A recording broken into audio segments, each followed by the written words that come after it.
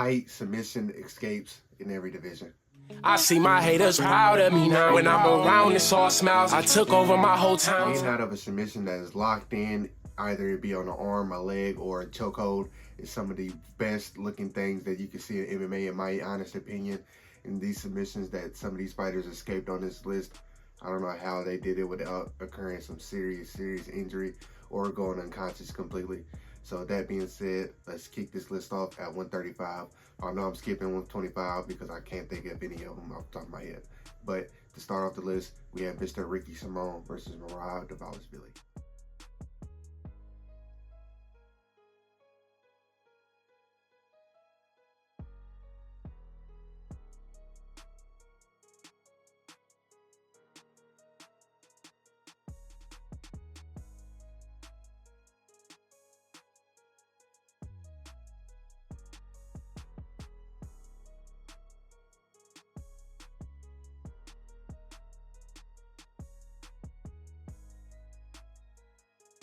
And I know technically Merab lost that fight by submission, but I think that's only because the fight was in New Jersey. And in New Jersey, you can't get saved by the bell, which I think is pretty dumb if he was still there.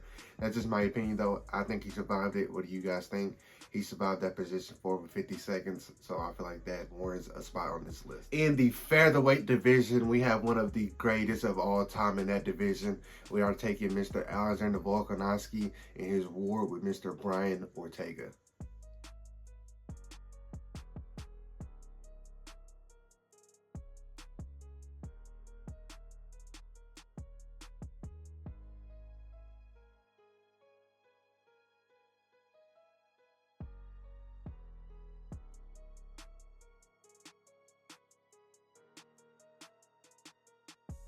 How he was able to survive this guillotine, I have no idea, especially with somebody named T-City, who's known for a triangle. I know this is a guillotine, but that's in his wheelhouse of submissions that he loved to do.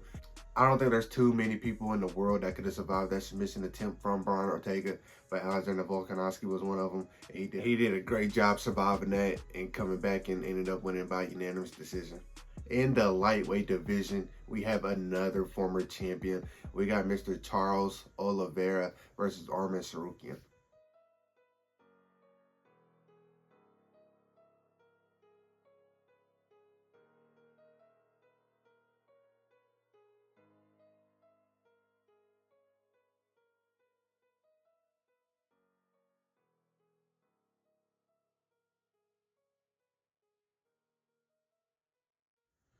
Charles Oliveira actually caught him in multiple submissions in this fight that I thought he was out. The last fight, I think the last like 30 seconds of the fight, I thought he was out from that front choke or whatever you call it.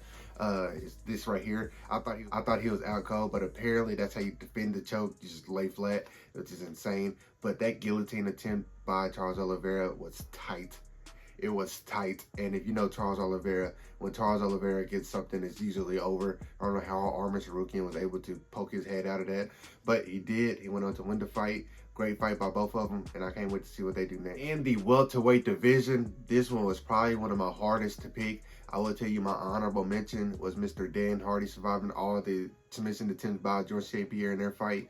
But the fight I chose to go with is kind of probably going to be controversial. Mr. Carlos Newton versus Matt Hughes.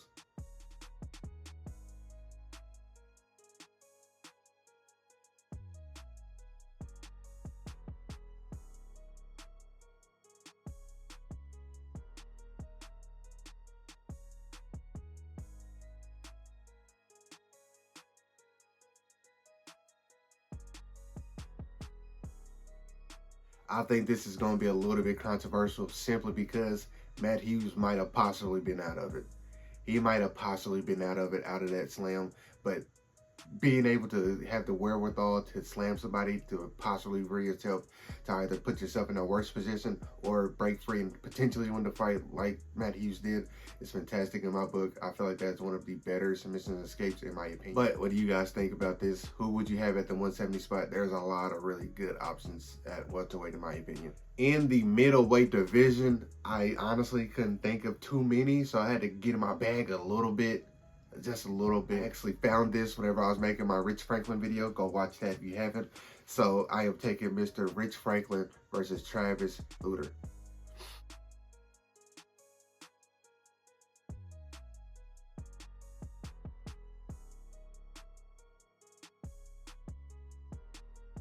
That is insane. Rich Franklin is one of the most slept on legends in my opinion.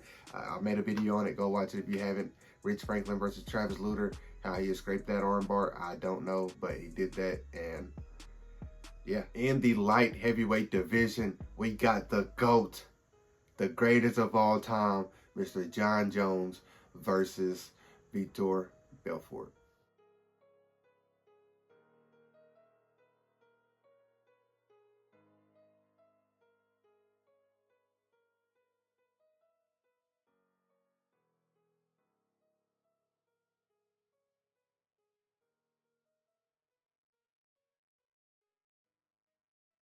Jon Jones going into this fight was attempting to defend his title for the 4th time, and this was arguably one of his most dangerous tests. The Brazilian Vitor Belfort was known for knockout power and just being absolute steamrolling people. And the way he was able to latch on that armbar, I honestly don't think there's another person alive that would have been able to sustain that pain.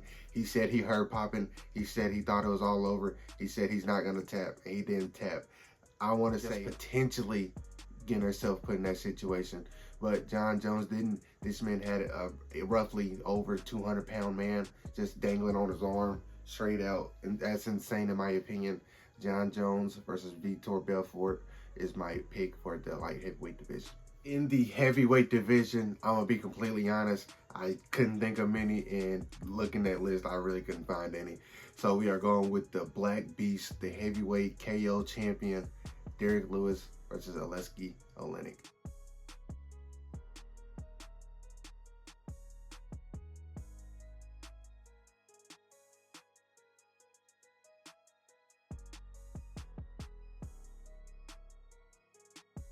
Yeah, I don't know if Aleksei Oleinik pretty much had a chance after that chokehold was let go, but Derrick Lewis got up, KO'd him, made it nice and clean, perfect 2nd round finish.